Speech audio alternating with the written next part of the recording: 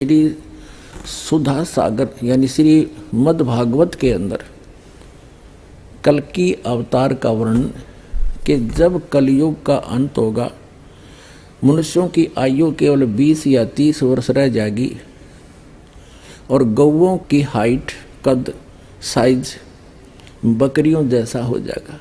लोग बड़े राक्षस स्वभाव के हो जाएंगे, राजा भी डाकू बन जाएंगे।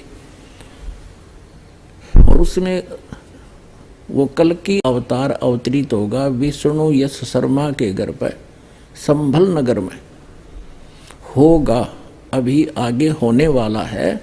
और जिस समय हजरत मोहम्मद जी का जन्म हुआ उस समय तो 100 वर्ष से भी ऊपर की आयु थी व्यक्ति मनुष्यों की, और गौवें बड़ी तगड़ी तगड़ी होती थी। तो डॉक्टर जाकिर नाइक जी केवल झूठ बोल रहे हैं और बरगला रहे हैं, जनता को गुमराह कर रहे हैं, सत्य का आधार नहीं रखते।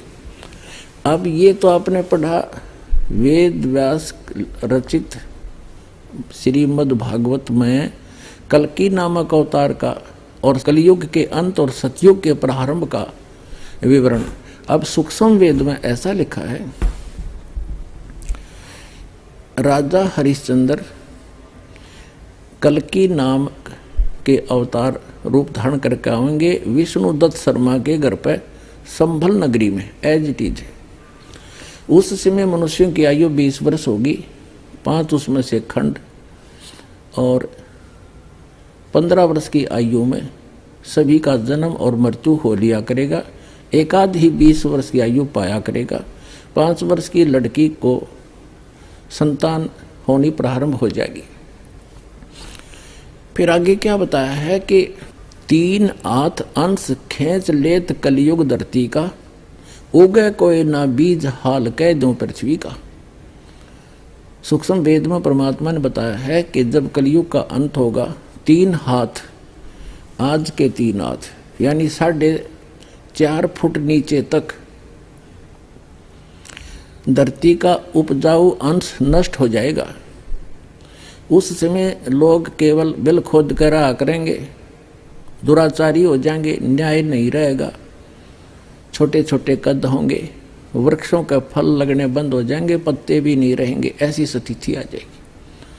और सभी का स्वभाव बहुत बुरा होगा, तकरीबन अधिक से अधिक। उस समय केवल जो भक्ति युक्त व्यक्ति होंगे, उस समय जिनमें जरा सी भी आस्था भगवान की होगी, वो बचेंगे।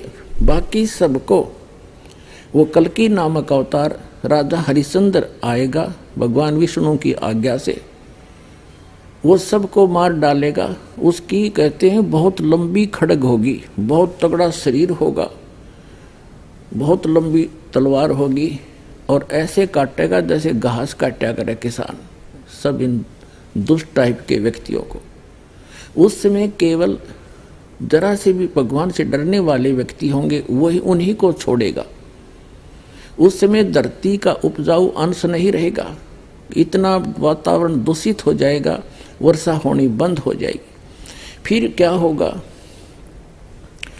परमात्मा की रजा से बहुत जबरदस्त वर्षा होगी, और जो बचे हुए व्यक्ति वो पहाड़ों पर चले जाएंगे, ऊंचे स्थानों पर, और सब पृथ्वी पर 20-20, 30-30, 50-50 फुट पानी भर जाएगा। इस तरह कलयुग का अंत होगा, और फिर धीरे धीरे ये जल सूखेगा। जमीन का जो अन्न उपजाऊ अंश है, नीचे जो विष भर गया, जैसे आजकल आप देख रहे हो, एक फसल को परिपक्व करने के लिए 3-3, 4-4 बार ये यूरिया वगैरह खाद डाला जाता है।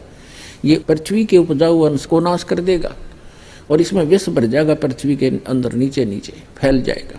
तो उस समय दोबारा वर्षा इतनी होगी, फिर वो धीरे धीरे नेचुरल तरीके से सूखेगी।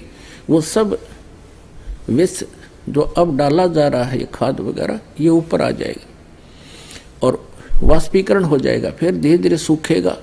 उसके बाद पूरी पृथ्वी हरी भरी जंगलों से, बड़े सुंदर फलदार वृक्षों से भर जाएगी, वातावरण शुद्ध होगा। फिर क्या होगा कि माता पिता तो छोटे छोटे होंगे और बच्चों की का कद उनसे ज़्यादा बढ़ता चला जाएगा, क्योंकि वृक्षों की अधिकता से ऑक्सीजन की वृद्धि होगी, कार्बन डाइऑक्साइड का नाश होगा, ओजोन गैस फिर से यथास्थिति में हो जाएगी। इस प्रकार फिर सतयुग का प्रारंभ होगा। और ऐसे वो कल्कि नाम के अवतार का वर्णन है डॉक्टर जाकिर नाइक जी ने, जो श्रीमद् भागवत को आधार बनाकर हजरत मोहम्मद जी को सिद्ध करना चाहा, वो कति कोरी झूठ है।